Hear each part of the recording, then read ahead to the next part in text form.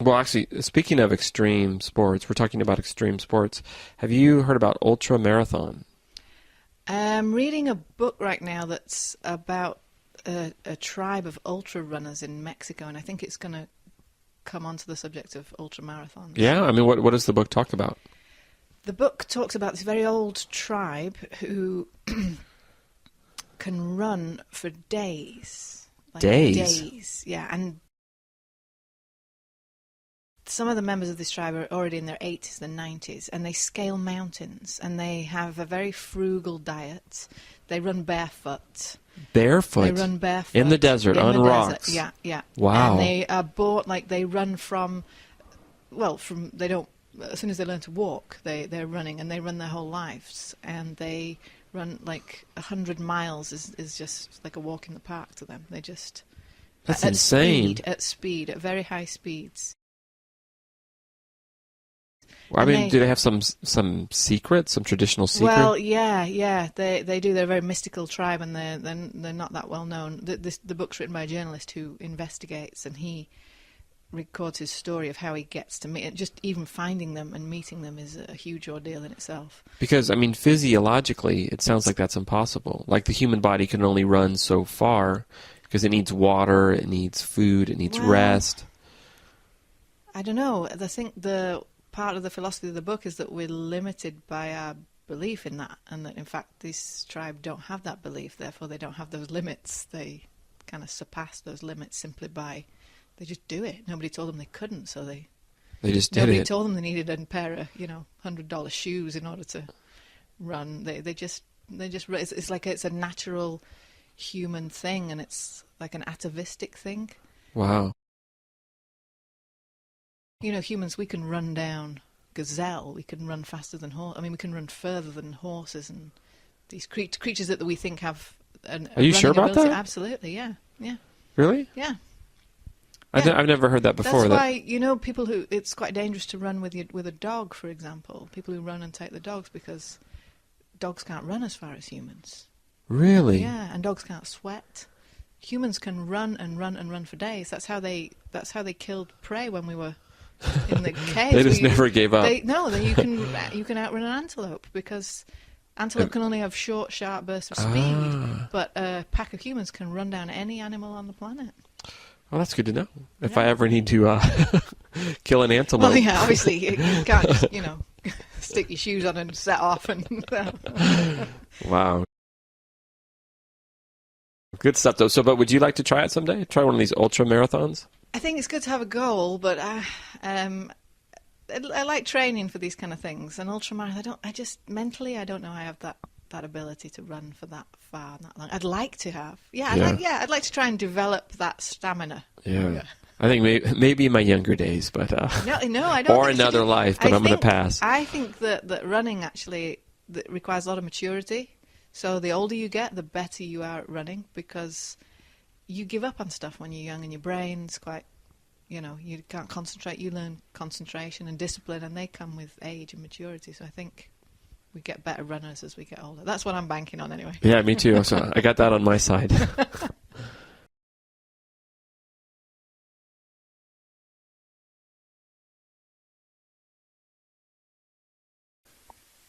So, Sally, talking about ocean sports and being on the ocean, maybe you could talk about your ocean swimming experience in Ogasawara. Yeah, I love swimming, It's so peaceful to be there in the ocean. And the ocean in Ogasawara was very clear, and you could see so many fishes, and I'd love to go swimming and be immersed in the ocean. It was like another world. It was very beautiful, but there was one time. Oh, that time. What happened? My friends had come to visit, and so we went fishing. But before they started fishing, I decided to go for a swim. And I swam, and I could see all the way to the bottom of the ocean. And I see this fish, but they're actually not fish. They were sharks. They were white-tip sharks. Wow. There were 4 of them at the bottom of the ocean. And I just remember that one thing you have to do is to keep calm. So I did that. I swam out. I told my friends, there are 4 sharks down there, so get me out of here. So they got me out of there. But my heart was beating so fast. I was so scared. Were they dangerous, those sharks? Well, they're not dangerous. They might be able to like bite a finger off, but I didn't want that to happen either. So as soon as I saw them, I came out of the place. Yeah, but that was so scary. Wow. Ogasawara sounds beautiful and amazing and dangerous all at the same time. That's right. So Mark, what about you? Do you have any encounters with fish? With fish? Well, I remember that fish in... Don't you remember when we saw it together? We were swimming in that beach called Kominato, and we swam out around those rocks where we always went, and we're looking. We had our snorkels on. It's all peaceful and pretty and like just tranquil, and we're looking at all the fish, and then suddenly that freaky fish like started staring at us. Do you remember that? Yeah, with huge eyes. Huge eye, and then it started coming towards us. That's right. So in the middle of the ocean, we decided, okay, let's just split. We And, split. We were swimming away from it, and it was swimming after us. This little fish, like It was very small. It was like 30 centimeters long, but it looked really scary. we were quite far out from the beach, and we did split up, didn't we? And Like, then what I went happened? that way, and you went that way, and guess which way it went? My way. And And it chased you all the way into the sea, into That's the right. beach. So I was swimming really quickly and trying to get out of the beach, and it was very close to me, and I thought it would bite my toes, but it didn't do anything. But I can't forget that time that a small fish got me out of the ocean. It was so weird, wasn't it? Like, fish don't do that. Fish They never- don't, and it was the only fish. Like, there were no other fish around. Strange. Mysterious.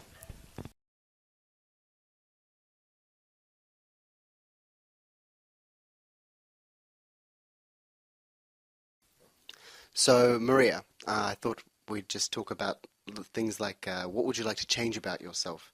So, what would you like to change about your appearance? Well, I don't like I don't like to think about changing myself. I like how people look from the birth, if you can say that. But if I should choose, I would like to change my height because I'm very tall, and it does like cause a problem when I'm looking for a guy. Especially since in the past I happened to fall for shorter guys, and I got issues because they were always being intimidated by my height, even especially when I wore heels. So I would like to be like have my body because I do like my long legs, but just be shorter and not be taller than everybody Yeah. as I am at the moment. And All I- of my friends.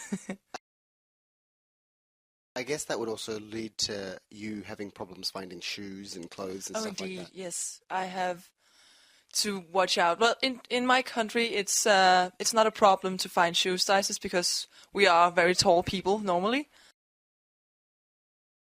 So shoes are big and clothes are big. But when I travel, I went to China to try to like visit a friend, and I wanted to go shopping, and it's impossible to find shoes and long pants and fitting bras, if you can imagine. So that I would like to change my height, but otherwise I might change like my weight, for example, or I have changed my hair color several times. I went from blonde to black to red to blonde. So otherwise, I think I'm fine with me.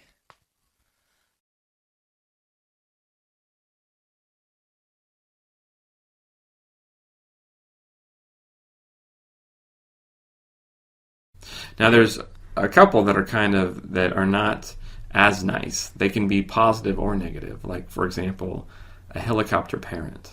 A helicopter parent, what's that? So a helicopter parent is basically a parent that just hovers over their child all the time. They're always worried about their child. They follow them everywhere. They want to know what they're doing at all times, and they just worry a lot. They're so That worried. sounds very stressful Yeah. as a parent. they're always worried their child's going to get hurt or something, you know, or that they just are just overprotective, I guess. So, are you a helicopter parent? No, I don't think so. No. I'm very happy for my daughter to have independence. So. Yeah, that's good. Yeah, that's good. So you don't like if she goes outside for a few minutes, or if she's, you know, you hear some clanging in the next room, you don't go rushing over. No. I wait for the tears before I go over. Smart. And then recently, because of a very popular book we have, it's called A Tiger Mom. A tiger mom? Yeah, a tiger mom. Sounds cool. Is it a positive term or is it? It is kind of. It actually comes. The tiger, I think, comes from the Asian reference. It's like for an Asian mother, and it's basically really strict, really driven. Like really push your kids, make them study hard, demand good grades, demand that they do extracurricular activities, really push them to have high-paying careers or successful careers, do well academically, stuff like that. From very young, does this? From very young. The woman wrote a book. I think it's actually called Tiger Mom, and she was a Yale professor, and I think she was of Chinese ancestry, and she raised these very successful daughters. And so she wrote a book and basically saying you need to be strict and push your kids and demand excellence. I think that's what she wrote. Is the tiger? Is it reference to like the Chinese horoscope then? Maybe like the characteristics of the tiger for that year? No, actually, I just think it has to do with being a tiger comes from Asia. I think that's it. Well, a tiger does have a pretty kind of aggressive or driven sort of image. Like right. When a tiger gets something in its sights, you know, like totally. No, I'm not so much a tiger mom. No. So you're a soccer mom? More of a soccer mom, I think. Yeah, that's good. Yeah, that's what I would want, a soccer mom. Soccer mom, yeah.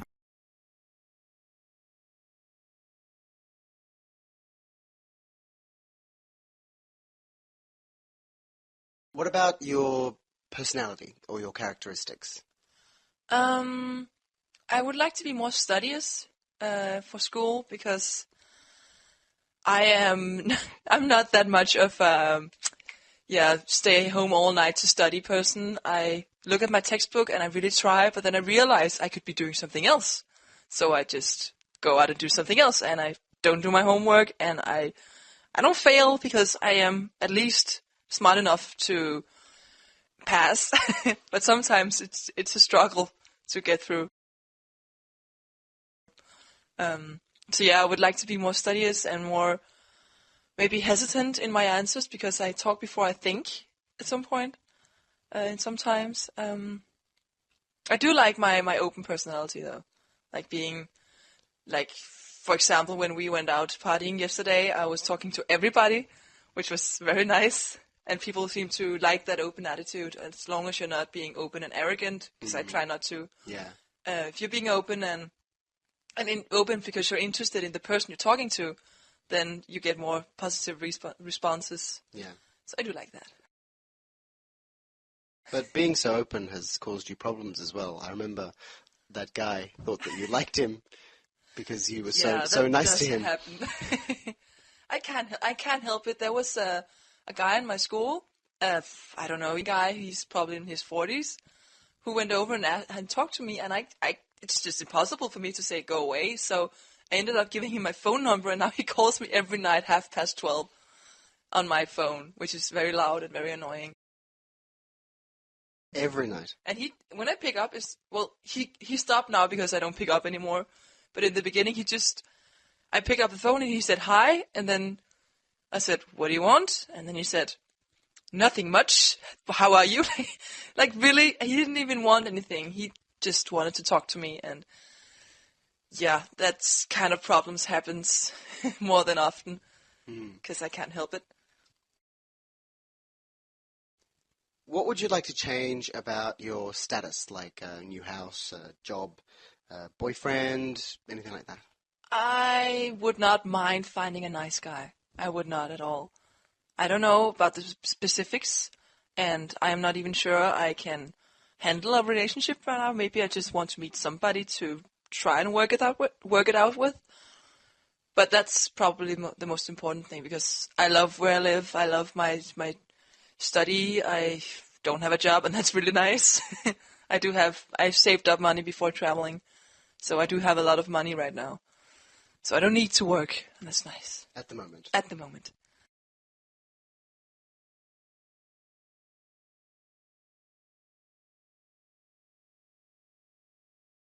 Okay, Julia, we're talking about types of people.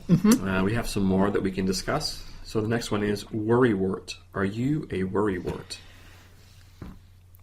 I guess when it comes to some things, maybe, yeah. Like sometimes I get insomnia, and I know it's because my brain is worrying about stuff.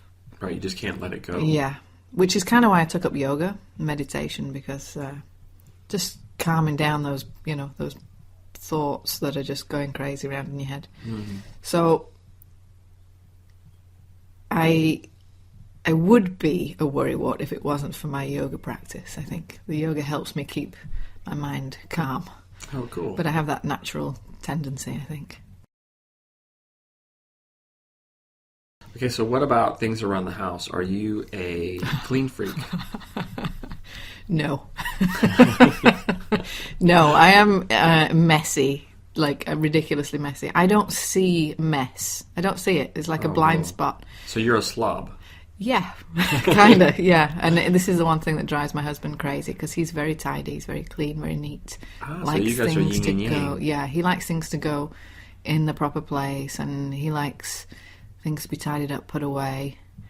And for him, it's very sort of a therapeutic thing. It's, I guess, the mirror of his mental state. If there's a mess going on, he feels uneasy, so he needs to tidy up in order to kind of be focused and calm. I'm kind of the opposite. If everything's too tidy and neat, I get a bit freaked out. I'm comfortable in mess. Very good. Comfortable in mess. Comfortable in chaos. Yeah. Well, that leads us to the next one. Maybe this relates to your husband. Mm-hmm. Is he a control freak? Yes. Absolutely. He is, yes. So can you explain what a control freak is? Control freak is someone who likes to be in control, has to be in control all the time of all things. And if there's disorder or something's left, it causes him stress. Yeah. It causes him stress. So just simple things like maybe like a house guest. While he's a very friendly and generous and warm person, having an extra person in the house makes him uneasy, because it's a factor that's out of his control. Yeah. So how about other things like, are you a video game junkie or a TV junkie? There are certain games that I have to take off my phone because they will eat away my time. Right, like Angry Birds and stuff. Stuff like that. The ones that just really simplistic ones, things like Tetris and putting squares in boxes, right, and Bejeweled, where you change, moving things around. Those kind of games I can get very readily addicted to. So I have to be careful. I had like a brief, intense fling with Tekken, that's like fighting games. I was really into fighting games and playing. Wow, yeah. That's hardcore. Yeah, but it was short-lived, and I felt it was like an unhealthy obsession that I had. Yeah, you can just But it was great. I mean, I enjoyed it when I did it. It was fun.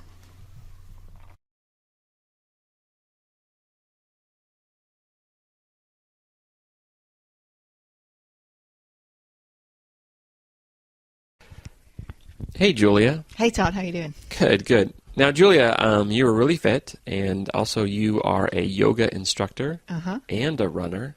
So you are the perfect person to talk about extreme exercise. Extreme? I wouldn't say I'm an extremist, but go on. Okay, so first of all, I thought I would ask about this yoga that you do in like really hot rooms or something like that. Oh, yeah, the Bikram yoga it's called. Yeah, I never tried it myself. I know it's kind of a growing craze. Maybe Madonna made it really popular. As far as I know, you do it in a sauna. but it can't possibly be a sauna at like... Not a real So sauna, right? Yeah, I don't know what the temperature is, but I think the philosophy behind it is to try to recreate the same climate as you'd find in India, where yoga originates. Oh, from. right. So you want it to be really hot, Hot and humid, yeah. Oh, wow. And also people who like to get the kind of the stretch value, but also like to sweat at the same time. If you want to sweat at yoga, then to crank up the temperature is going to help you. Wow, that's intense. Well, what about, have you heard about CrossFit?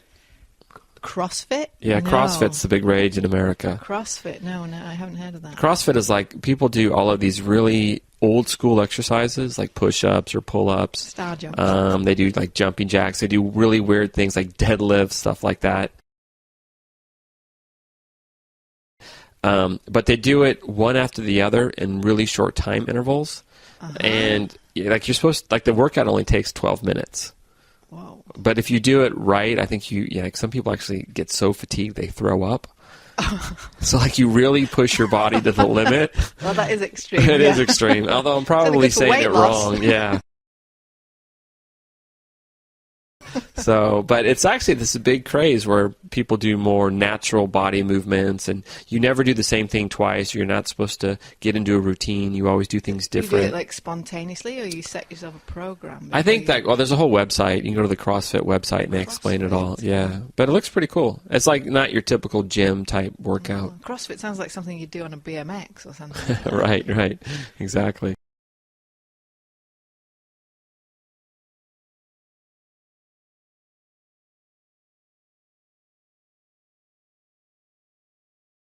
Okay, so Meg, we're talking about baking, and in the last interview, you mentioned cake pops and some other stuff. Now, you also mentioned truffles. What is a truffle? A truffle is, it's a little chocolate candy, or it can be not so tiny, but it's not huge. It's like bite-sized chocolate candy with something on the inside that's called ganache, which is can be a chocolate or a different flavor, kind of creamy or a little more firm, and then coated in chocolate. So it's a chocolate candy, basically. Okay. Now, I sometimes hear the word truffles like something that pigs find under trees. Is it the same word? No. Well, same word, but those are a type of mushroom, I think. Yeah. Yeah, so there's truffles mushroom, and then there's truffles chocolate candy. So I guess be careful which one you're ordering if you're at the store. Right, they have nothing to do with each other. No, I mean, maybe someone has made a mushroom chocolate truffle before, Right. I'm not sure, but not me. Okay, so are truffles easy to make?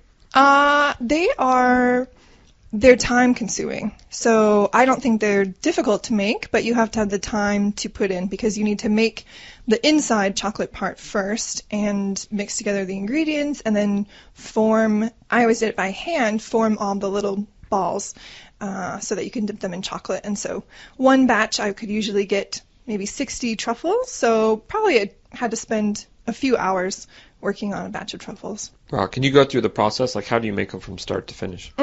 So probably my favorite ones are like an espresso chocolate kind where I need some chopped up chocolate, more like baking chocolate or really dark chocolate, or if you want milk chocolate, you can use it. And then mix that with some heavy cream and butter on the stove, and if there's any flavor you're going to add. And so if it's like a coffee flavor, you can add some coffee grinds and later strain them out. So it has that flavor. And then, that's the inner part that right, you're making. That's yeah. like, what's that called again? Ganache. Ganache. Okay. And so then you've made that, and so it's still pretty thin, more liquidy. And so you need to put it in the fridge to let it firm up that recipe can take a few hours before it's ready. And then once it's ready, I just use like a small spoon to scoop a little out and then use my hands to roll it into like a ball shape. And then let that sit. And I might have to put it back in the fridge because your hands kind of warm the chocolate back up. And then once it's out, you can use a special dipping fork or just a regular small fork and have some melted coating chocolate that you can get at craft stores, or there's fancy kinds or cheap kinds or whatever. And then you need to dip each ball individually and put it down on wax paper, like a special paper that won't stick to. And then you let them, if you're going to add anything on top, like sprinkles or anything, you can do that. And then that's it, you're done. Wow, and then you just put them in the fridge. You chill them, right? You don't have to. They're better actually if you keep them out of the fridge, because if you put them in the fridge, then you maybe have to handle issues with it going from cold to warm. And chocolate, you might not know, chocolate, if it gets too cold sometimes, or like frozen, little white spots can come to the surface, and so it kind of ruins the prettiness of the chocolate. So, Okay. yeah, so you can just leave them out. That's good to know. Yeah. Oh, thanks. Well, I might give it a try, but it still sounds pretty Well, hard. I'll help you.